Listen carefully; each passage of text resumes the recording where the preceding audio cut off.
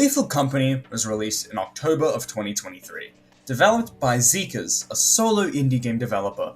It's wild to think that this game was created by just one guy, without a proper budget or team. Zekas had to pour everything into this project, his time, his energy, and probably his sanity.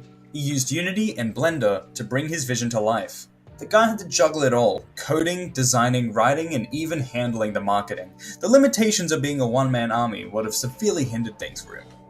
With no team to share the workload, every single part of the game rested on him, and somehow, despite all that, he made it work.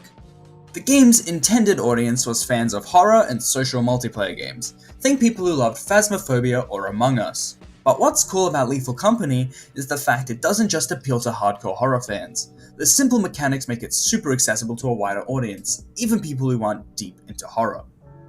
The game blew up thanks to YouTubers and streamers picking it up. It's like one of those lightning in a bottle moments where everyone wanted to play it. Players first got their hands on it through platforms like Steam, and from there it just exploded. It became even more popular than Call of Duty at one point, which is absolutely insane. Lethal Company even makes an appearance in Fortnite, which, if that doesn't show you how immensely popular this game is, I don't know what will.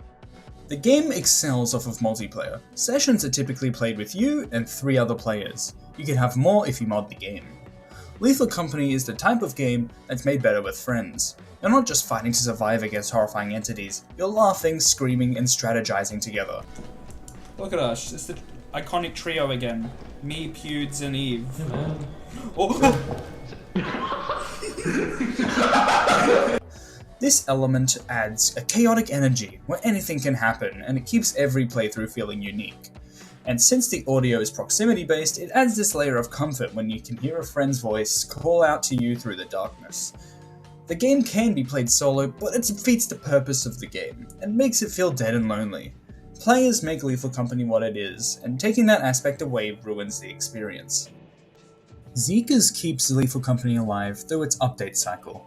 Since its release, Zekas has been dedicated to updating the game, adding new entities, items, and features that continue to surprise players. There have been 69 versions of Lethal Company since its release. It's rare for an indie game to receive this level of post-launch care, but Zekas' passion for his project shines through every update. This ongoing development keeps the game fresh and keeps players interested, and even if the game gets stale, its modding community keeps it alive. Thousands of mods are uploaded to Thunderstore, and due to Lethal Company being created in Unity, it's easy to decompile and mod. Hence, the modding community will never truly die out. Hell, the footage you're seeing right now is quite heavily modded. What really stands out about Lethal Company is its use of diegetic design. Everything in the game exists as part of the world. You navigate through an in-game terminal. Sounds get muffled based on your surroundings, and echoes make it feel like you're actually in these creepy abandoned locations. This design choice pulls players into the world in a way that feels so real. It's like the game is alive. Every sound and interaction feels intentional.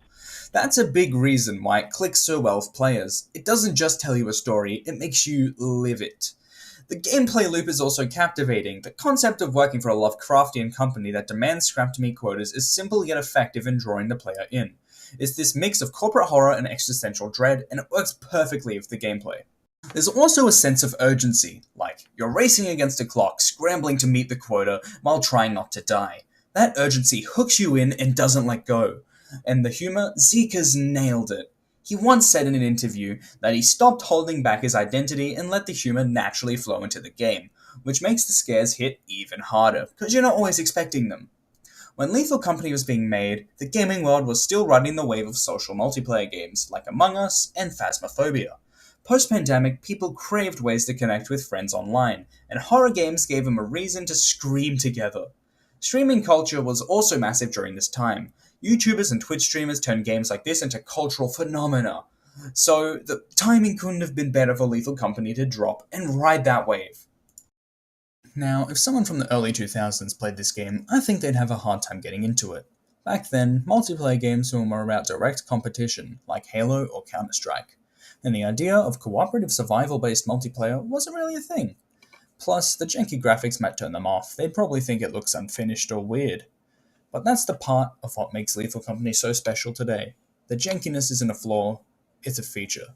It gives the game its charm and helps it stand out. Its unique jankiness reminds me of titles like Gmod, which is practically associated with the word by now.